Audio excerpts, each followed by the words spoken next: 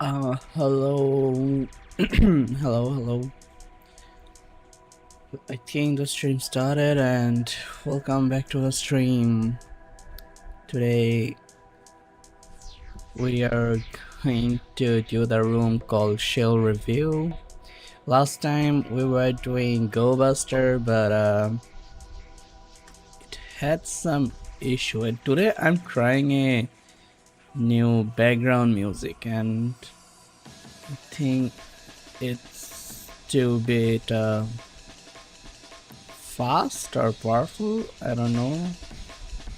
I do kind of like this music, so let's I think we'll go into something more calm and chill. Okay.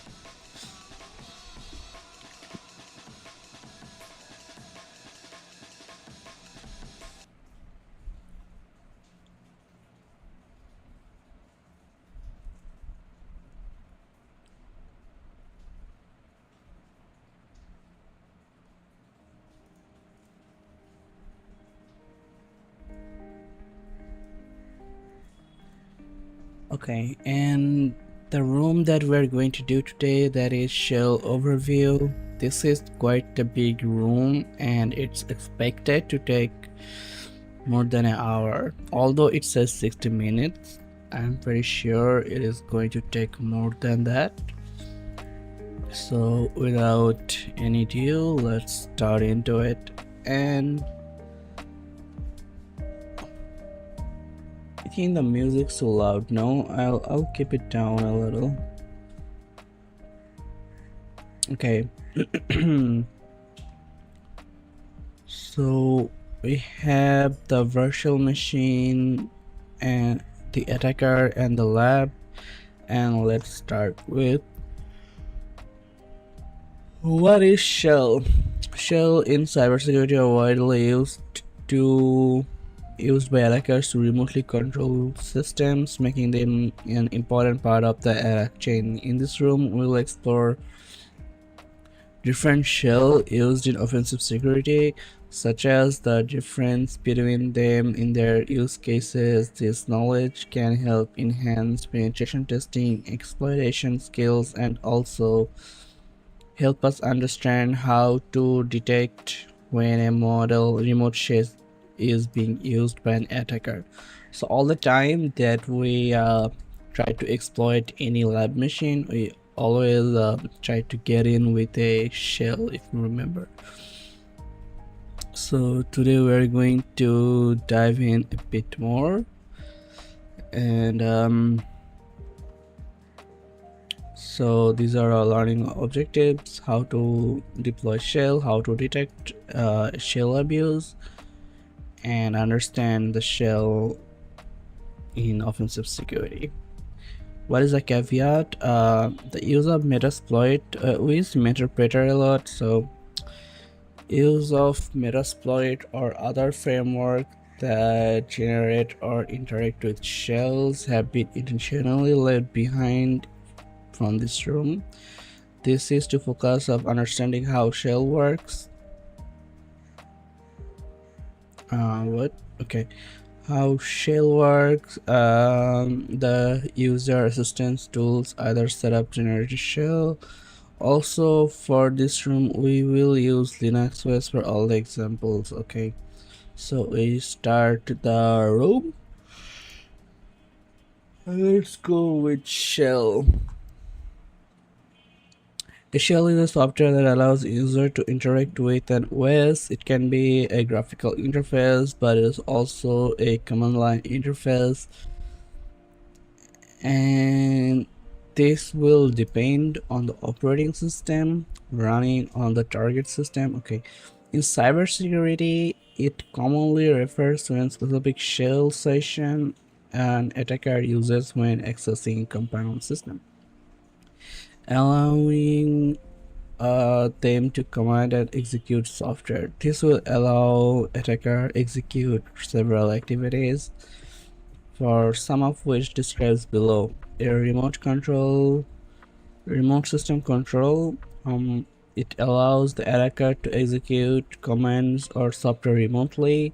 privilege escalation, that if you are in a system as a user, then you can extend your privilege as an admin or root. I think this is what it's saying.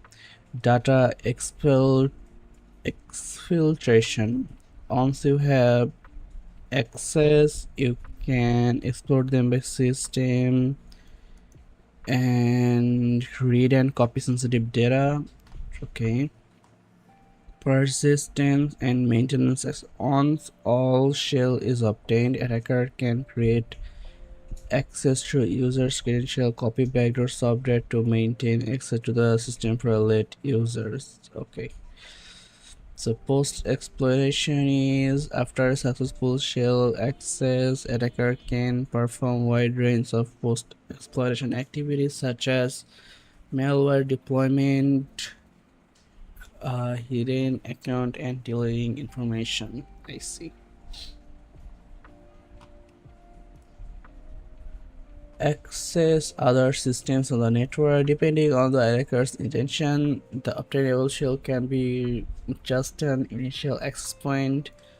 The goal can be hop through the network to different targets using obtained shell pivots. This is also known as pivoting. Oh, so I can like hop to another.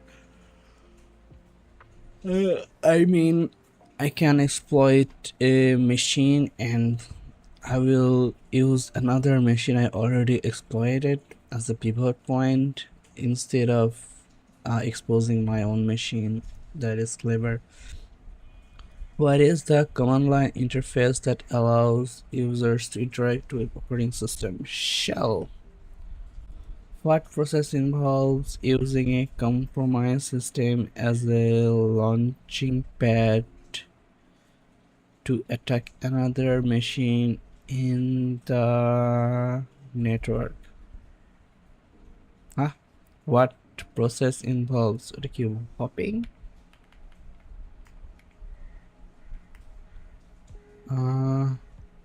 This is the one, right? These goals can be to hop from network for obtain shell compromise network. This is also known as pivoting. Pivoting. This is going to be pivoting. Yep. What is a common activity attackers perform after obtaining shell access to escalate their privileges? Escalate privilege.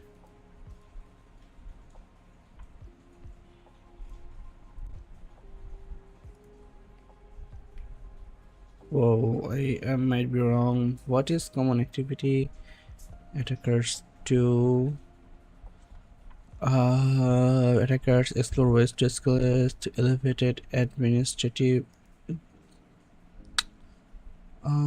post exploitation activities.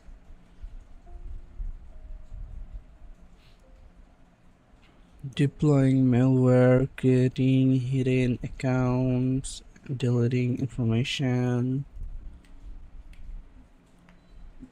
I think I don't understand the line, or is it not saying anything?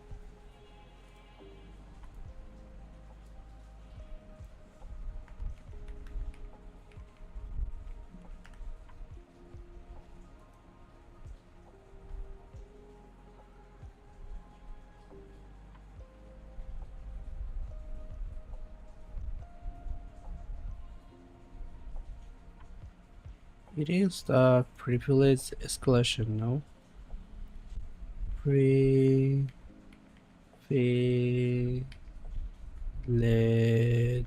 escalation. Yeah. Yeah, I tried copy pasting and did not work, but if I type it correctly, it works. Very weird. Reverse shell. Okay, we used reverse shell quite a time when we were using a Meterpreter or Metasploit, but we didn't really know what reverse shell is, so today is the day. A reverse shell, sometimes referred to as a connect back shell, is one of the most popular techniques for gaining access to a system in counter cyber attacks. The connection initiative from the target system to the attacker's machine, which can help avoid detection from network, firewall, and other security appliances. So, what is actually reverse shell?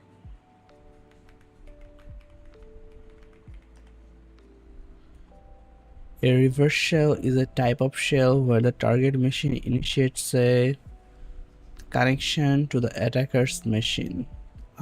This is particularly useful when the target machine is behind a firewall or net, making it difficult to initiate an inbound connection. In reverse shell, the attacker sets up a listener on their machine and the target machine connects back to the attacker, allowing the attacker to execute. So reverse shell is when target machine initiates a connection to our attacking machine. So that's why it's called reverse. It's happening in reverse. How let's now understand how reversal works in a particular scenario using the tool netcat. This utility supports multiple OS and allows reading and writing through a network. Mentioned above, a reverse shell will connect back to attacker's machine. The machine will be waiting for a connection. Let's use netcat to listen to a connection using the following command. So this is what it is doing is connection. What it is doing, listening to something or what. Let's see what this command do to understand properly.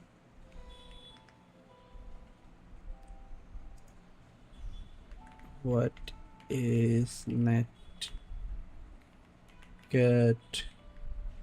command? So nc is a versatile command. Useful for port scanning, file transfers, debugging, and simple server client setups. Okay.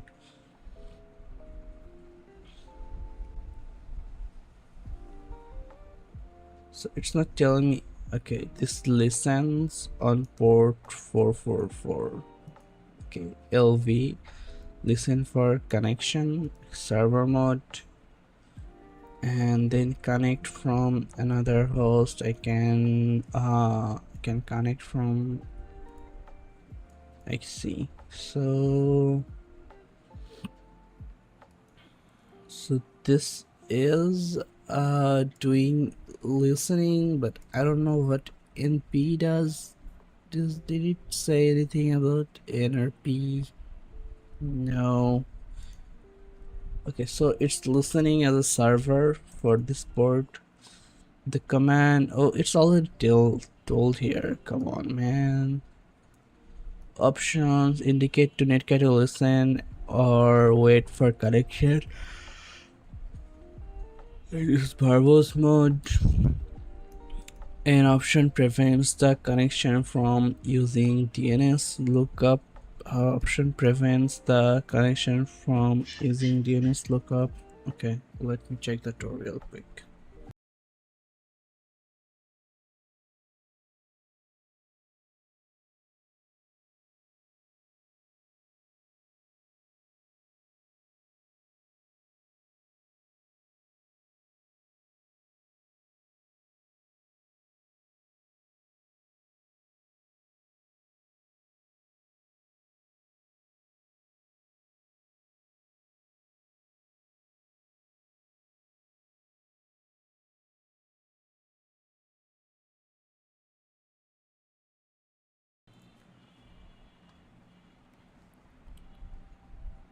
Getting reversal access. Once we have our listener set, attacker should.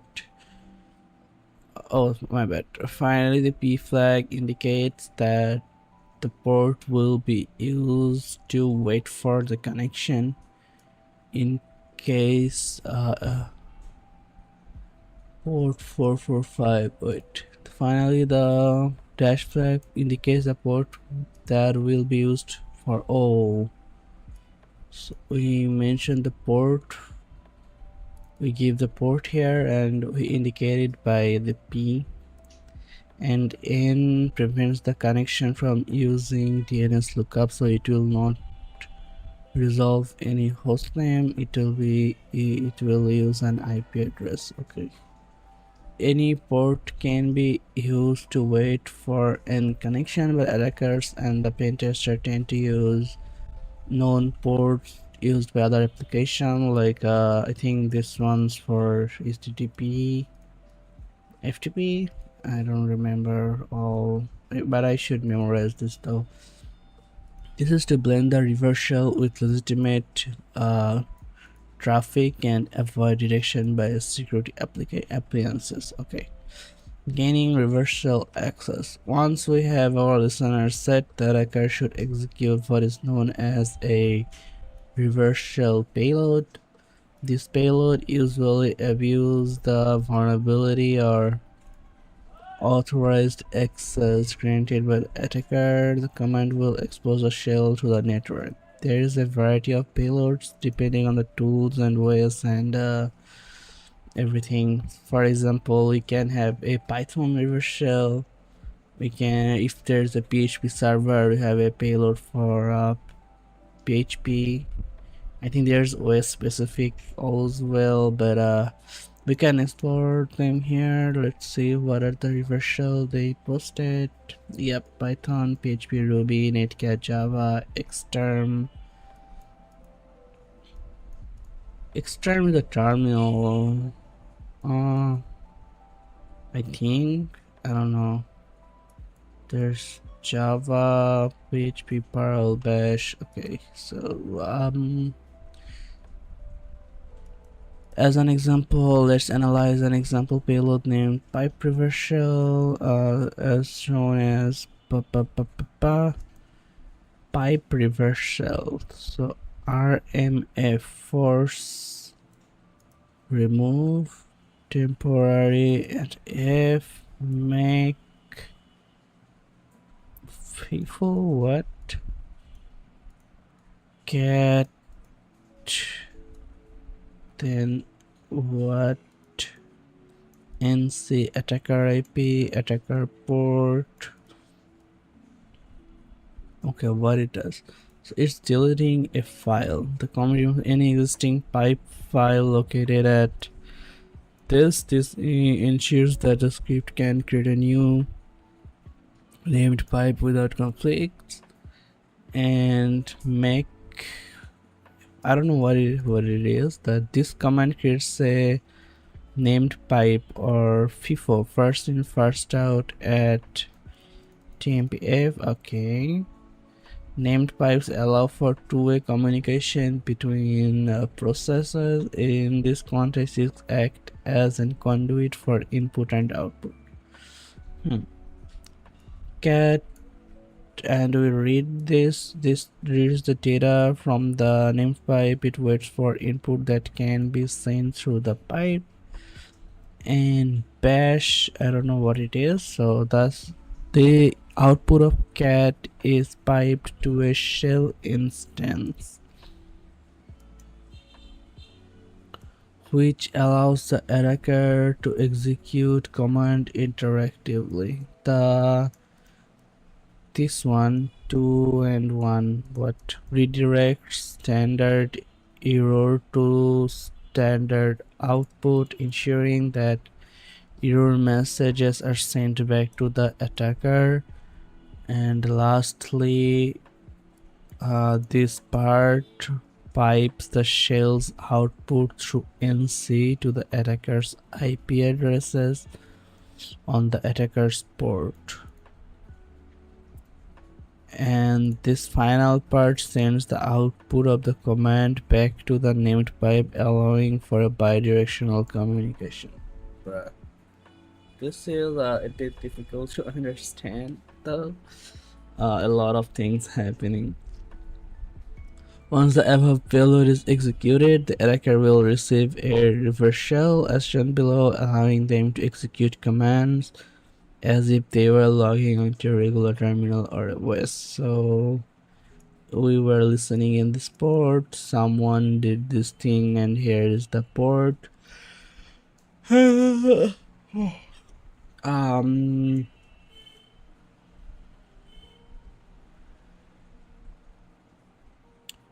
And we got the shell here. The output above shows the connection coming from this IP, which is the IP address of the compromised target. What type of shell allows an attacker to execute commands remotely after the target connection is back? That is reverse shell. What tool is commonly used to set up a listener for a reverse shell? Netcat. We can also use, I think, a Python server, maybe. I'm not sure. Bind shell. Oh, we have so many tasks left. Oof. As the name indicates, a bind shell will bind a port on a compromised system. Compromised system and listen for connection. When this connection occurs, it exposes the shell session to the attacker can execute commands remotely. This method can be used when the compromised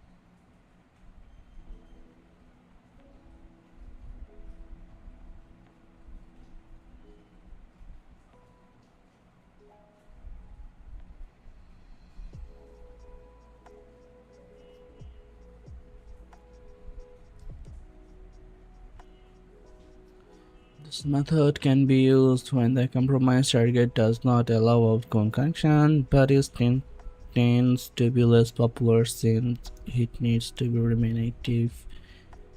And okay, as the name indicates, a bind shell will bind a port to the compromised system and listens for connections. When this connection occurs, it exposes the shell session. So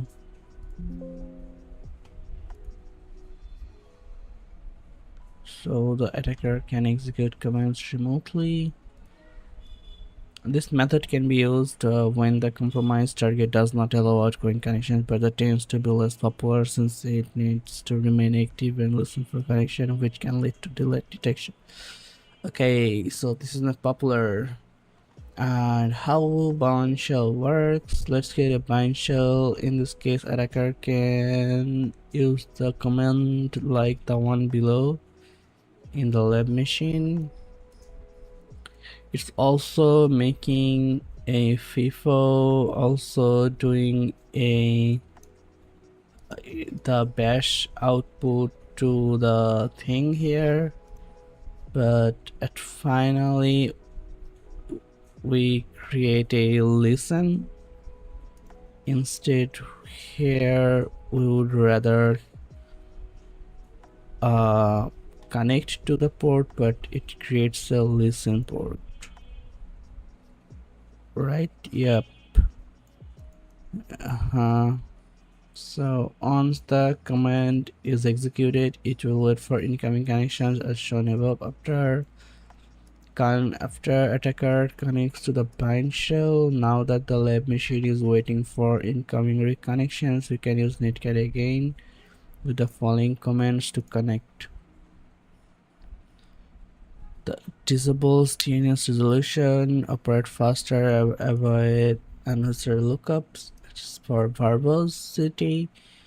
Attacker shell and IP, attacker IP, and attacker port, and we got access. Very cool. What type of shell? Open specific port, that is bind shell. Listening below which port number requires root access or privilege permission. Listening below which port requires root access or privilege permission. What? I don't know. Root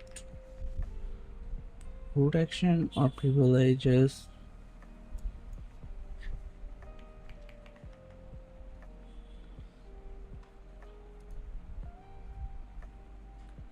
Listening below.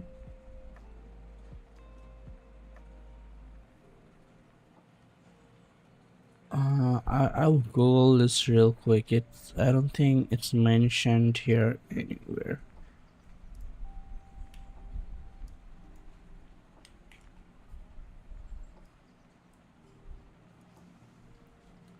Listening on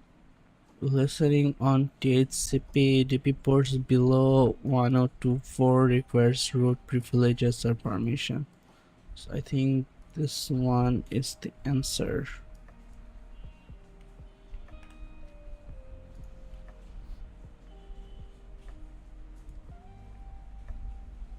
Woof woof woof.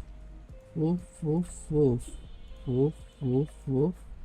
Woof woof. Okay, so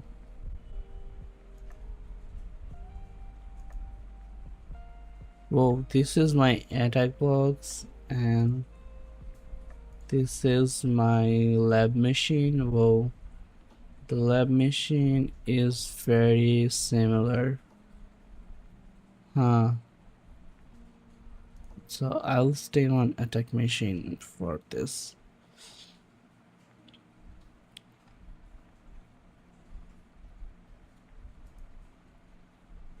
As we learned in previous task, a reverse shell will connect from the compromised target to the attacker's machine.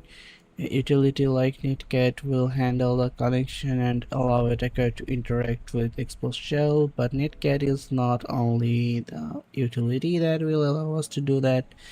Let's explore some tools that can be used as learners to interact with an incoming shell. RLWrap. It is a small utility that uses GNU Redline library to provide editing, keyboard, and history. RLWrap is a NC LVNP 433 listening on any 443. This wraps NC with an RLWrap, allowing the use of features like arrows, keys, and history for better interaction.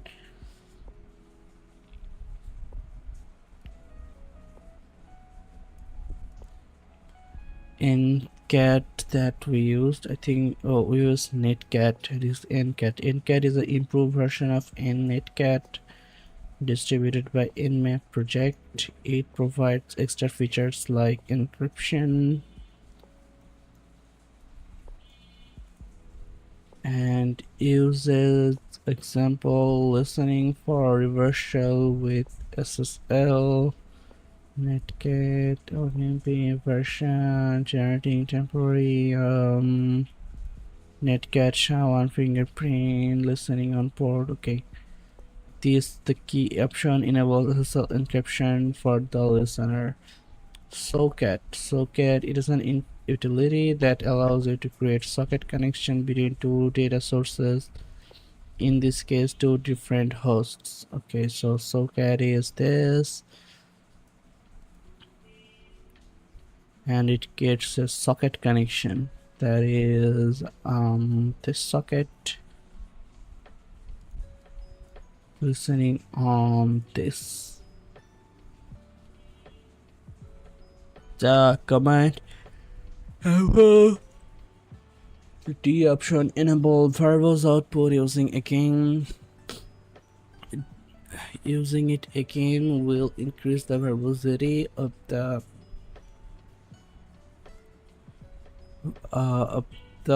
command. The TCP listen option creates TCP listener on port 443, enabling a server socket for connection. Finally, standard out option directs any incoming data to the terminal, which flexible networking tool allows you to create a socket command between two data sources. That is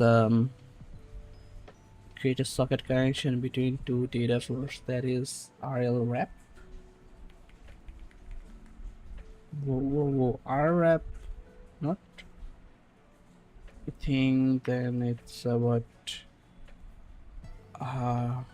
which flexible networking tool.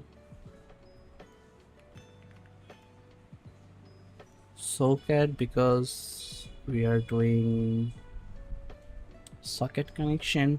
Which command line utility provides the read line style editing and command history for programs that like it, enhancing the interaction with the shell listener. That is RLWrap.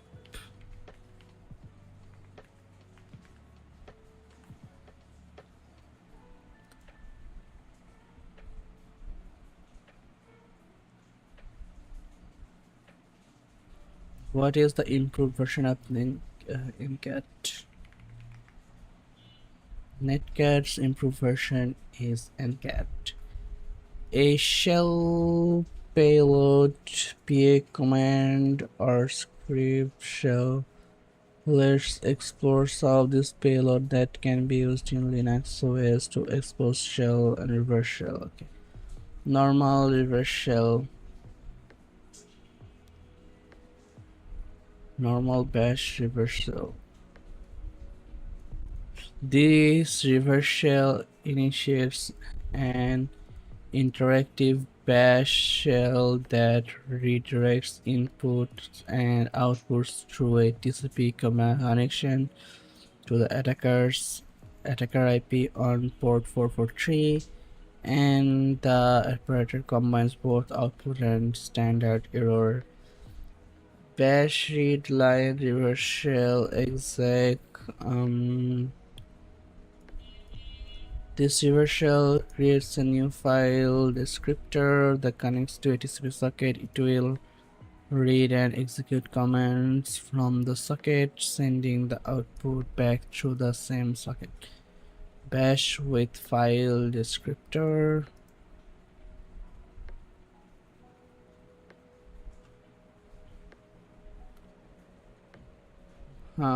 Sorry, I kinda lost in thought while reading this, so I think it's very easy to be lost in thoughts when you are reading. Weird, right? Although you're reading something, you're thinking something else.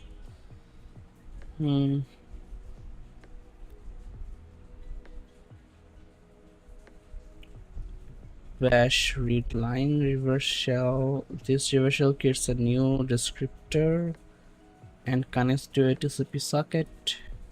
It will read and execute commands from the socket, sending the output back through the same socket.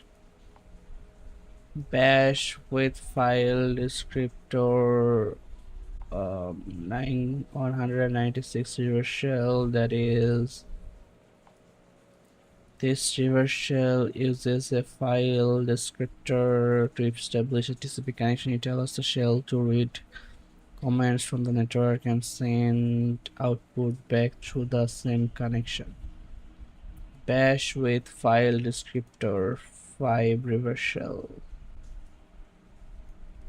Similar to the first example, this command opens a bash but it uses descriptor 5 for input and output, enabling interactive session over TCP connection. PHP. The PHP reverse shell using the exact function. This reverse shell creates a socket connection to the attacker's IP port, exact function, and redirecting output. Oh my god, there's so many. I don't read to read everything. These are all how you can use PHP for reverse shell. This kind of tells us how broken PHP really is, or I don't know why everyone attacks PHP so much. We have Python, we have Telnet. I am not sure what it is. Reverse shell is okay, and BusyBox. This BusyBox reverse shell, it can. I don't know what BusyBox is really, but one of my friends were having an issue with BusyBox.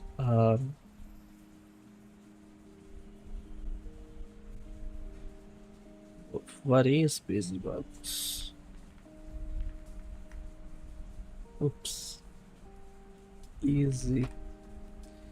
Open source software, the software suite that provides a collection of unique utilities in a single executable file. It often referred as a Swiss Army knife of embedded Linux due to its versatility and common side.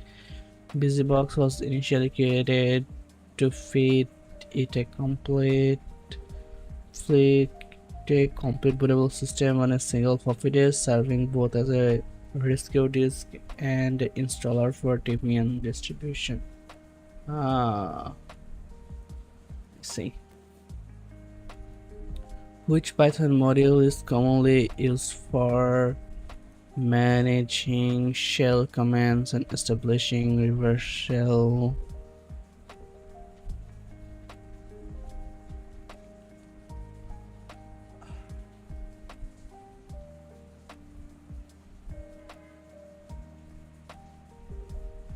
Sorry. Command and establishing reverse shell connection in security assessment. We skipped it, but I think we can get something from here.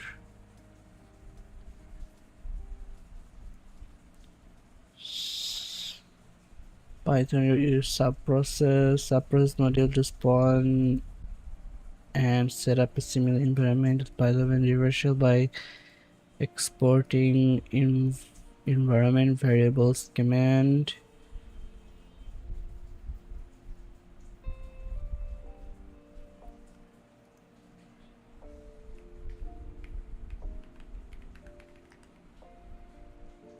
What shell payload in command scripting languages uses what shell payload method in command scripting language uses exec shell, exec system, pass through, and open functions to execute command remotely. That is going to be PHP. Which scripting language can use a reverse shell by exporting environment variables? That is Python. Okay, we were closing in.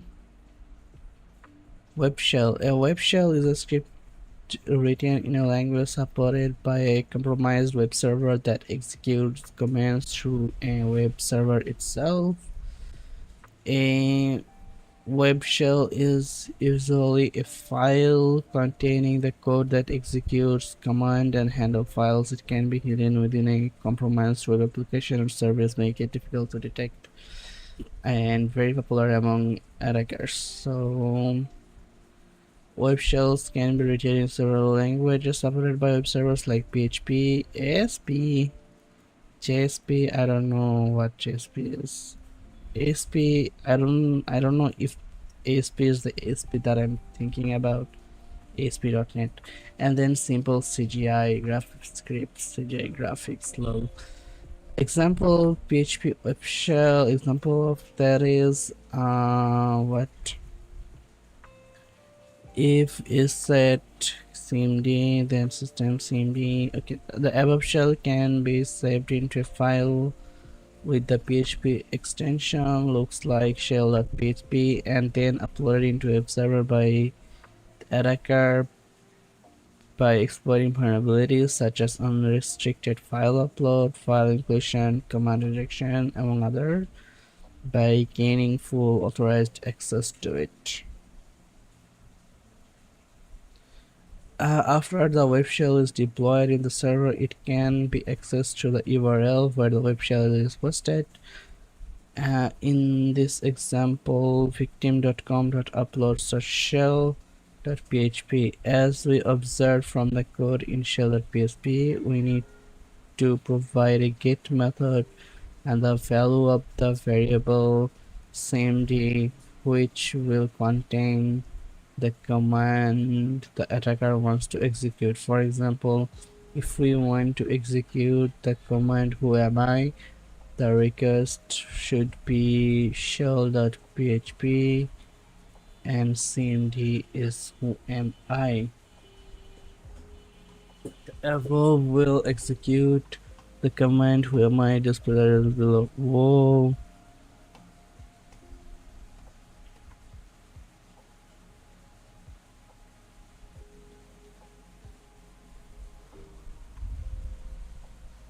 Existing web shells, the power of supported languages by the web servers can result in the web shells with loss of functionality and avoid detection at the same time.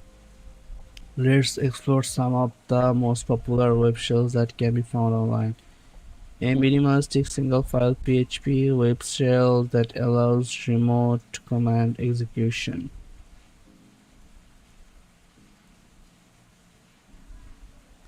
Echo hello hello txt, cat hello txt hello. A more feature-rich PHP web shell with the file management and command execution among other functionalities. That is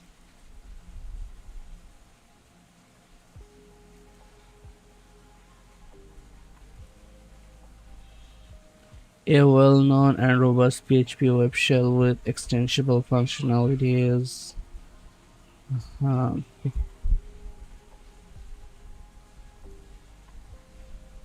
Hey, what is this? This looks so creepy.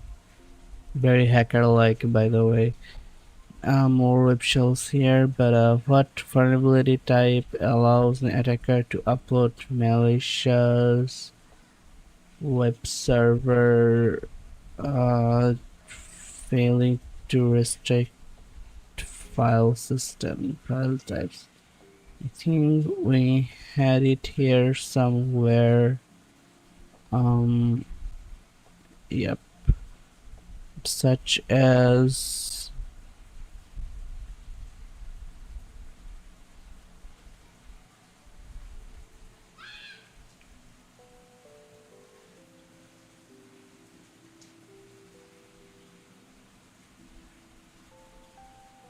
what is a malicious script uploaded to a vulnerable web application to gain unauthorized access? That is web shell.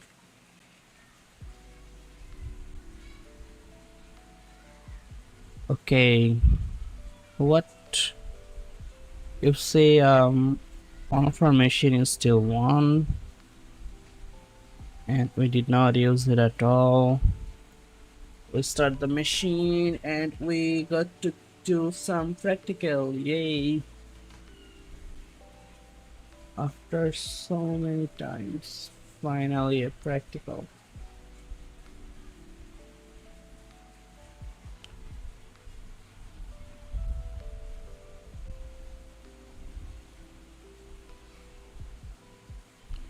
Now that we have learned about different type of shells, okay. After that, we need to find the flag from the vulnerable web server. Click start, then after that it will be accessible from the following URLs.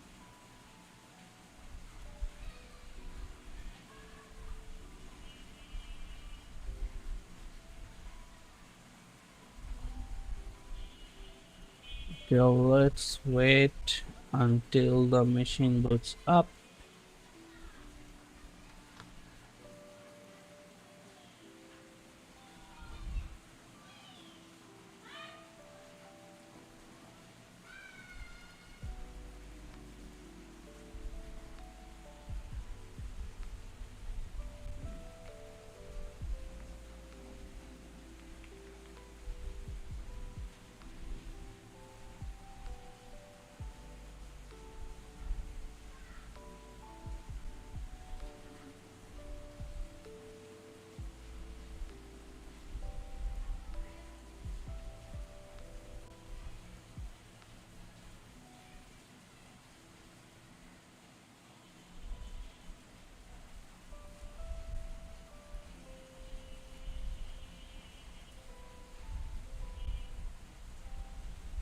Hey, what's up everybody? This is the Helpful Hacker, and today we are going over the Shells Overview Room from TryHackMe. Hey YouTube, Savandros here.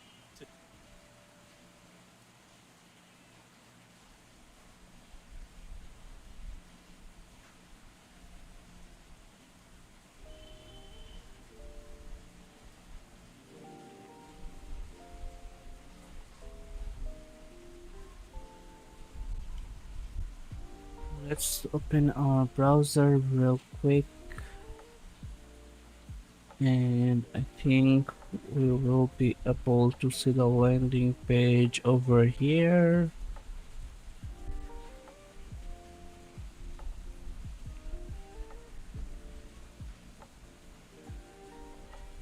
Shell over reverse bind shell task, web shell task.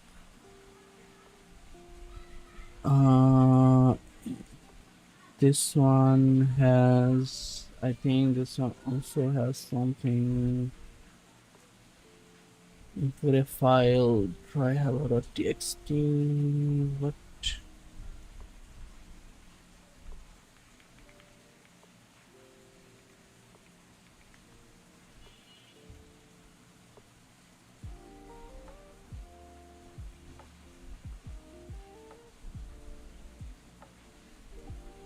This one is vulnerable to command injection, and this one here is vulnerable to unrestricted file upload.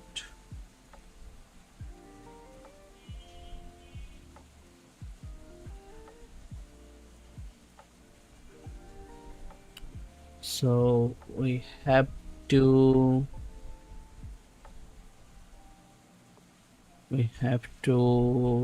like hack this to website or get the hash, right? So how we can do it is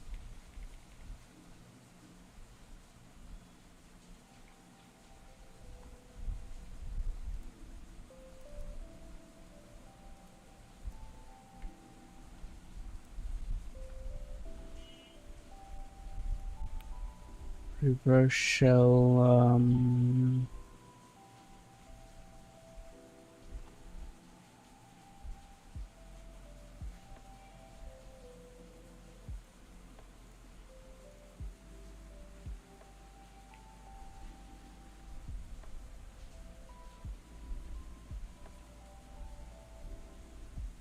Attacker IP is going to be this one.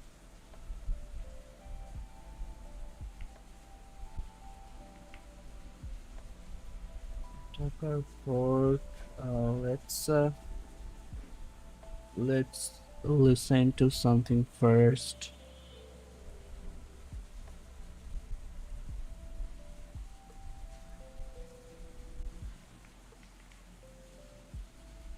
So we are listening to this port,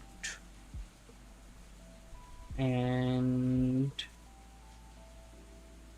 we are trying to create a open a reverse shell from here.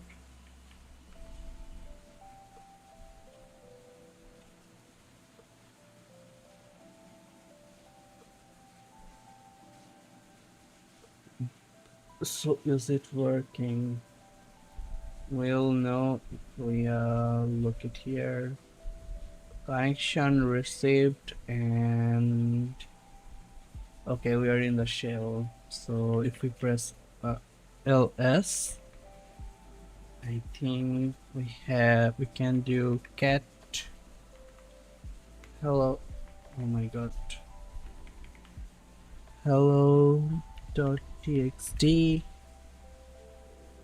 Hello TryHackMe is just a simple file with simple text.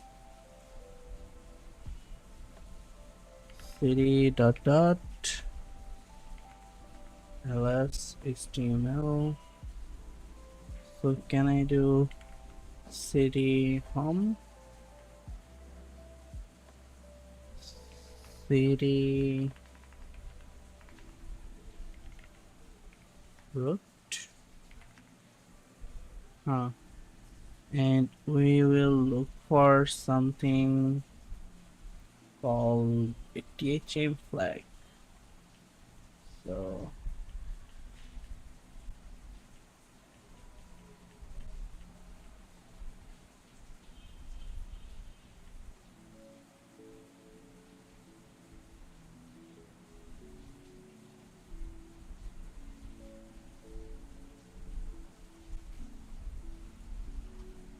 is it also mentioned where it is the what is the content of the flag saved in the slash directory?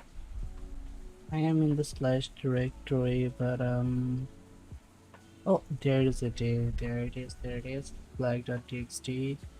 So if we say cat flag.txt, we got the flag here. Very cool. Copy and paste. Check. Very nice and easy here. Let's try this one. Upload yours. Browse. Okay, so what we can do? Sales.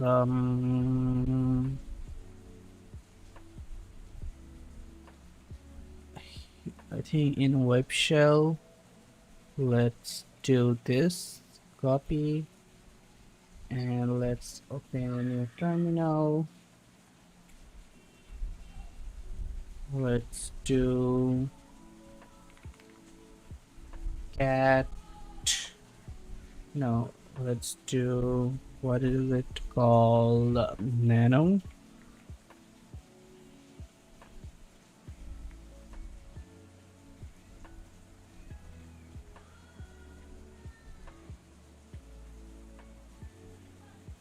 I'm a bit confused. Let me look through some shit here.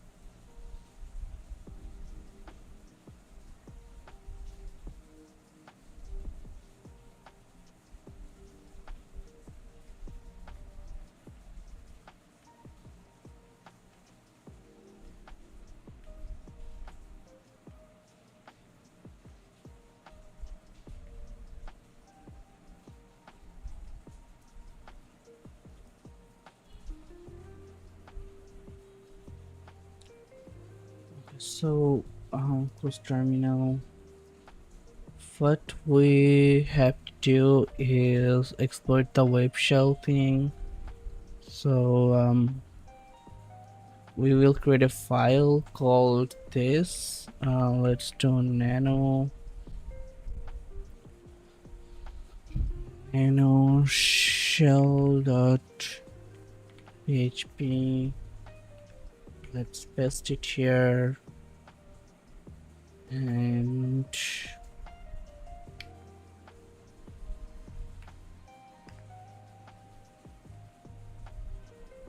okay, where's shell.php now? It's in home, I think. Shell.php is over here, and in the website, if I go and upload it here, upload your CV. I have uploaded it, and now I can do shell.php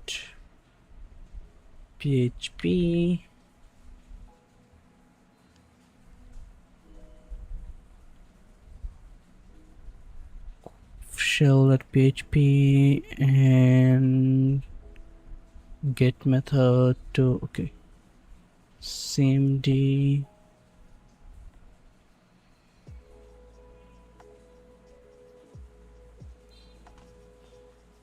Okay, I'm kind of lost on here on what am I supposed to do.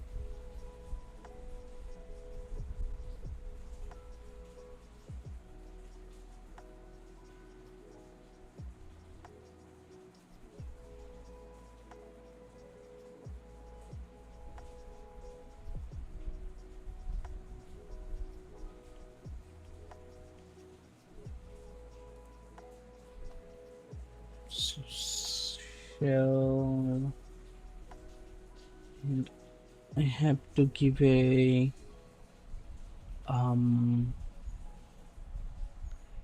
okay, and cmd equal to who am I.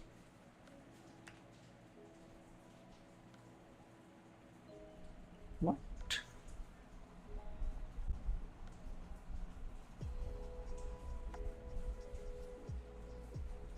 Oh, okay, so here I have to go with uploads and slash okay, data, and here if I say cmd equal to get flag dot txt.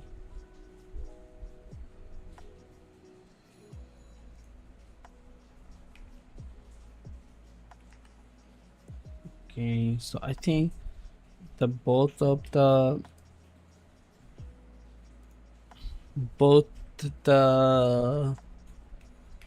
this is same now. Okay, now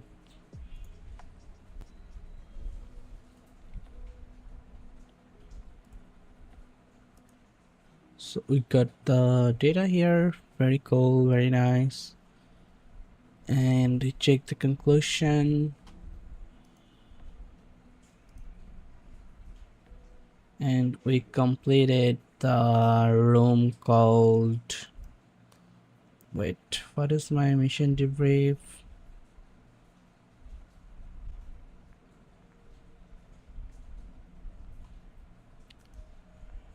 Let's go. We completed the room here, and the next room is SQL map. Let's see what is in our SQL map and how long it's gonna take. Oops, I forgot to turn up the machine in the previous lab. Can I do that now? Yep. Just terminate them. I think we could keep the attack box open, but Why not terminate them? And later than that, I have 2, 3, 4, 5 more rooms to complete my security 101, which is these are gonna take some times, I think. Defensive security and stuff. And I really like to go not here and learn here. I really like to go and look at the activity path, the learning path, and this gives me willingness to work on the next part here. What should I go next? Should I do this? Should I go this? Should I go this, or should I go this? If I go to introduction here, and this is called medium, right? Medium difficulty. But I don't.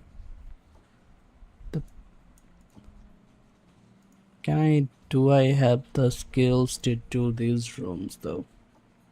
It has 1, 2, 3, 4, 5. Only 5 rooms.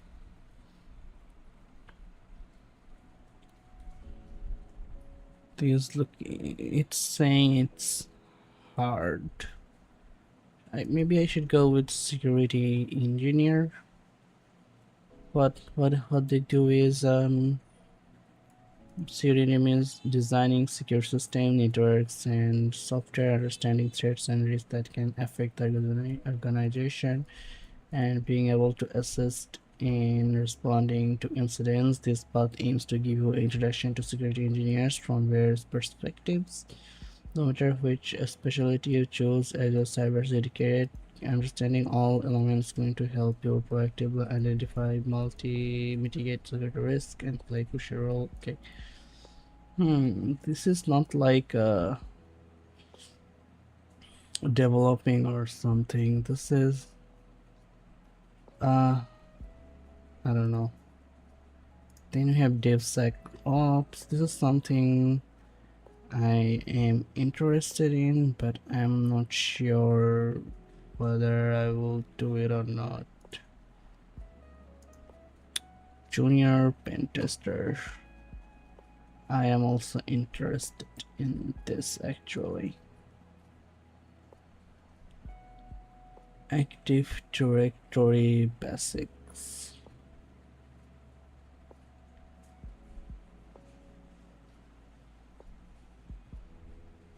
Yep. So this is more intensive. Wow, we already did a lot of things from the GPT, it seems. Nothing from the web application pen testing though. Nothing from here, of course. And red teaming. Web application red teaming. Okay, 3% for red teaming. What did I do? Oh, Active Directory.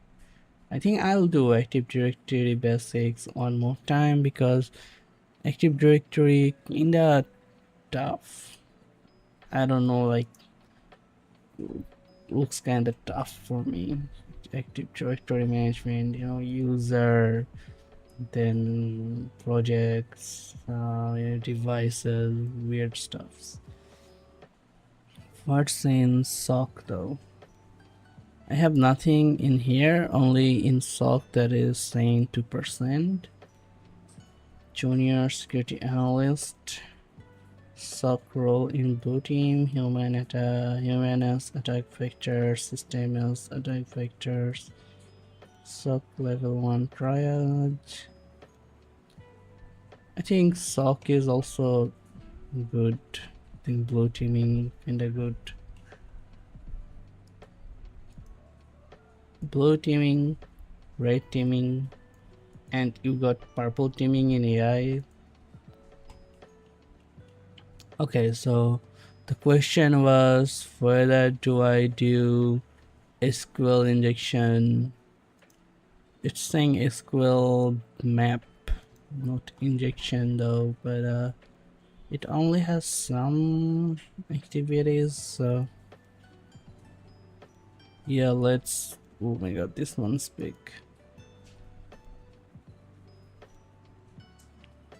Yeah, let's do this one. Let's join this. Interaction in SQL injection is a prevalent vulnerability that has long been a hot topic in cybersecurity. To understand this vulnerability, we must first learn what database and why we interact with database. Now we know that the website asks the database to retrieve, store, modify. We know how database work. So our learning objective is SQL injection and hunting SQL injection through SQL map tool. Which language builds the interaction between website and its database? Which language builds the interaction between a website and SQL? So we're gonna learn SQL injection today. In the previous task, we studied how websites and applications interact, modify, retrieve, a structured manner. In this task, we'll see how the interaction between application and database happens through SQL queries, and how attackers can leverage the SQL queries to perform the query injection.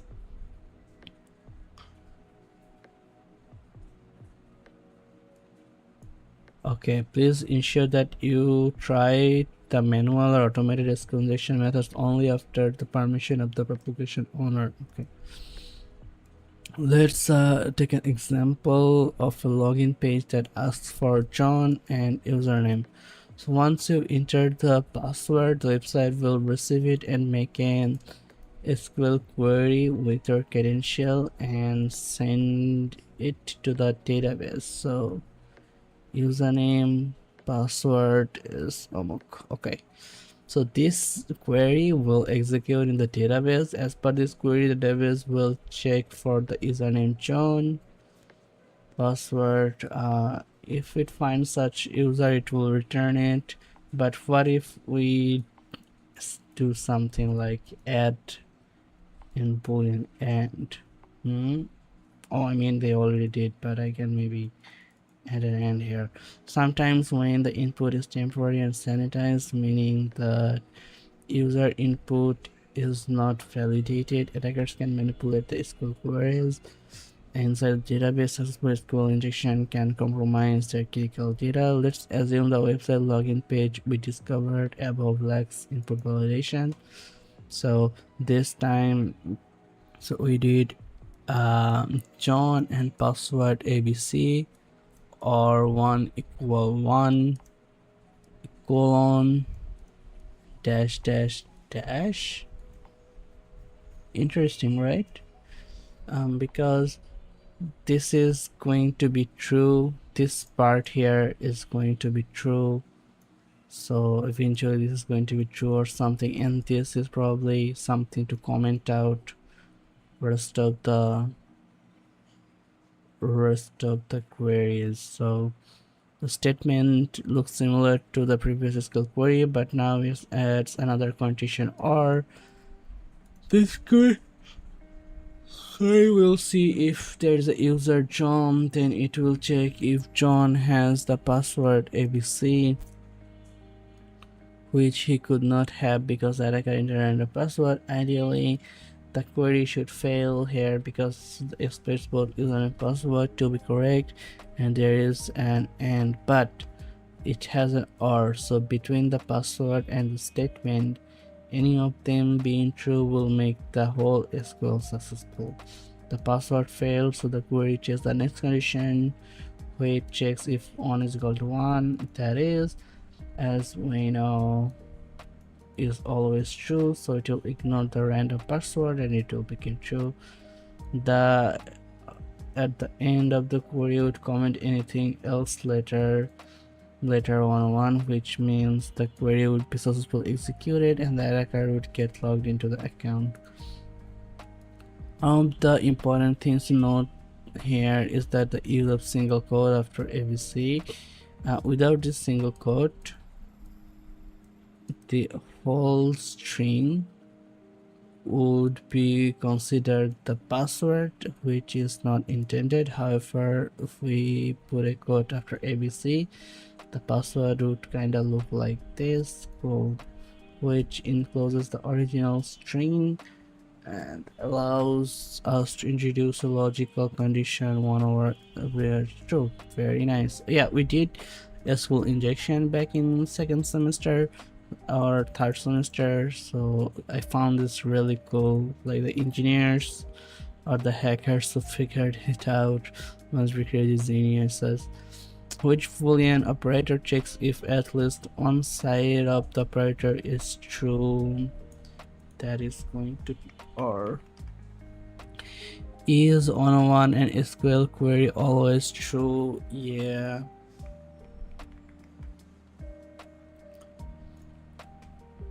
Automated SQL injection. Okay, this thing is big as fuck, boy.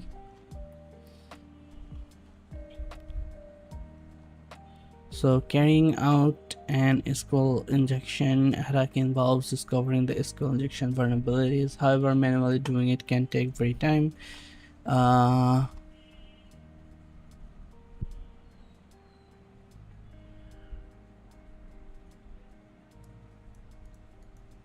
Okay, so SQL map is an automated tool for detecting and exploiting SQL.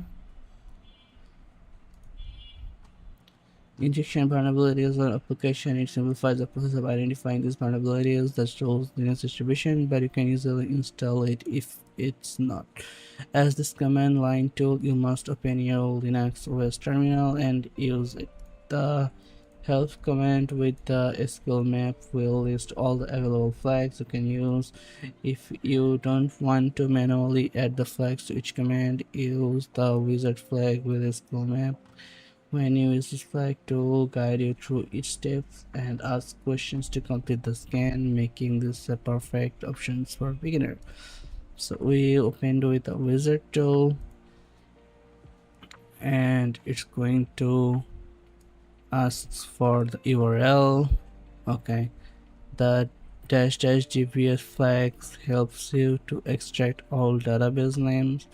Once you get to know the database name, you can extract information about the table of the database by using -d database names just tables. After obtaining the tables, if you want to enumerate the records in this table, you can use -d database name -d table name --dump.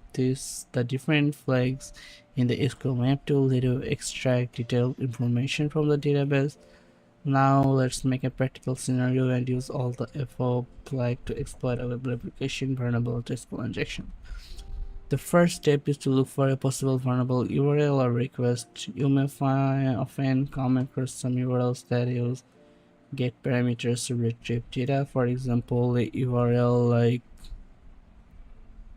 search cat equal to 1. Okay, the user parameter cat takes a value 1. If you see any web application using get parameters in the URLs to retrieve data, you can test that URL with the -u flag in the SQL map.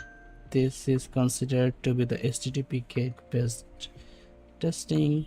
This approach is followed when application uses get parameter in the URL to retrieve data from the searches. In real world scenario, where application rely on cookies to maintain user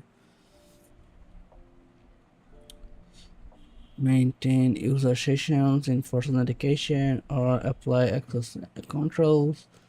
When the testing of such applications, simply providing an URL with a SQL map may not be sufficient, as unauthenticated requests could be redirected or denied or returned to different content. SQL map supports cookie-based testing via the cookie flag, which lets you include session cookies such as session ID or authentication token directly This ensures that SQL map interacts with the application in the same authenticated authorized context as a normal user. For example, after logging into application via browser and capturing the live session cookie, you can pass it to SQL map using cookies or such an ID as this to accurately test injection points that are only reachable after authentication. We'll use supposedly vulnerable website SQL map testing.thm for the demonstration.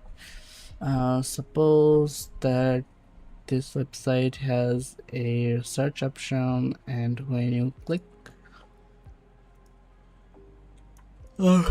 search for something, the URL becomes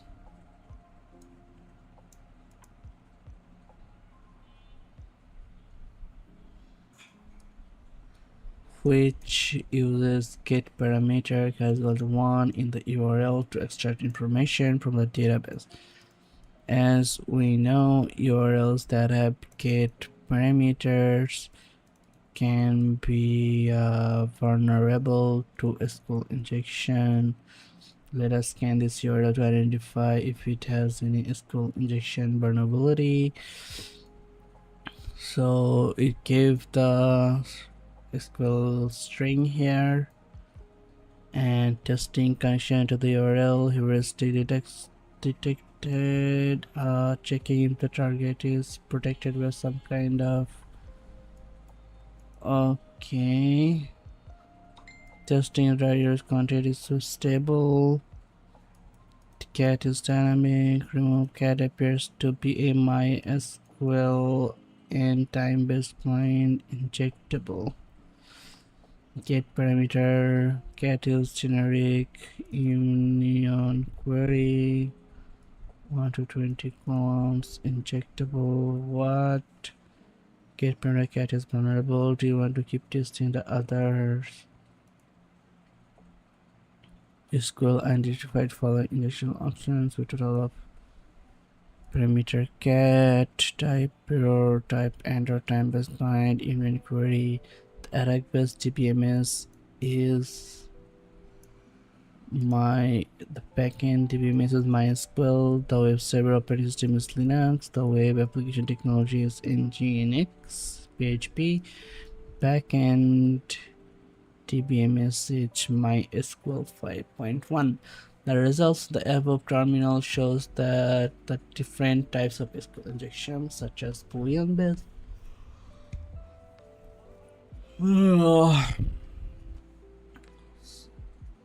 just Boolean based, blind, error based, time based blind, and union query are identified in the target URL. These are different techniques for exposing a SQL injection vulnerability. For example, in the Boolean based injection method, the query is modified with Boolean expression like 1 equal to 1. Whereas the error-based explanation, some queries are intentionally modified to generate error in the results sent by the database. This error often contains valuable information about the data. Similarly, other explanation techniques, the results from the command we executed our target tell us that different types of explanation and possible on the URL. Let's use SQL maps flags which I studied earlier to fetch the database which flag called --dbs. Let's try this flag out with different vulnerable URLs. So let's paste the database here. So session get and having class payload cat equal to 1 and 2175 equal to 1. Packet is MySQL. Fetching database names, available databases, users, and neighbors. Then we can do users, and let's get the tables here. And after the database, name is users. The tables are Jonathan, Alexis, and Thomas. And now we want the dump, and the dump is testing. Testing is the password for Thomas. Which flag in the data map is used to extract all the database available dash tmp extract all the database available. What? uh mm, uh dash dbs, my bad. Dash dbs. What would be the full command of the SQL map for extracting the tables from the members database? Okay, so that is going to be members database. So let's put this in here.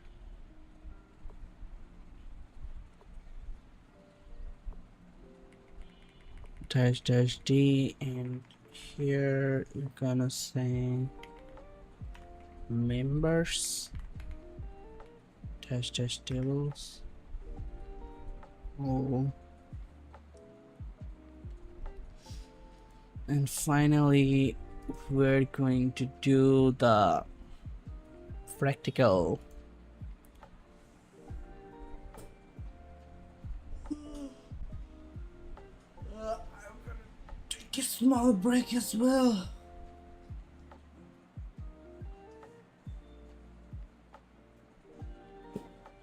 Start the lab machine.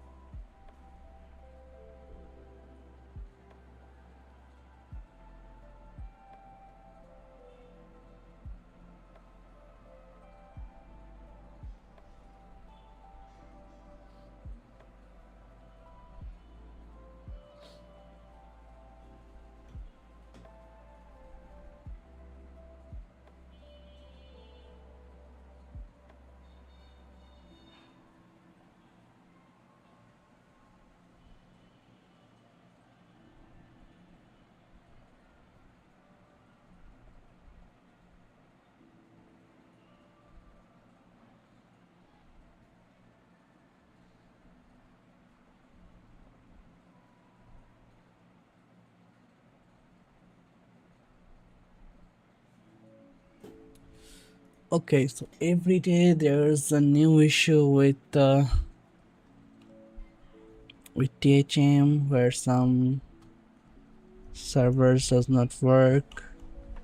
So okay, maybe I'll try this one later. So I'll take some break as well. I did not get any views today, which is kinda heartbreaking, but no worries. Someday we'll get a lot of views. I hope. How do I get popular in YouTube though? In LinkedIn, I need to create some shorts, but I don't have any shorts idea. So thank you so much for being here or whatever. Thank you. And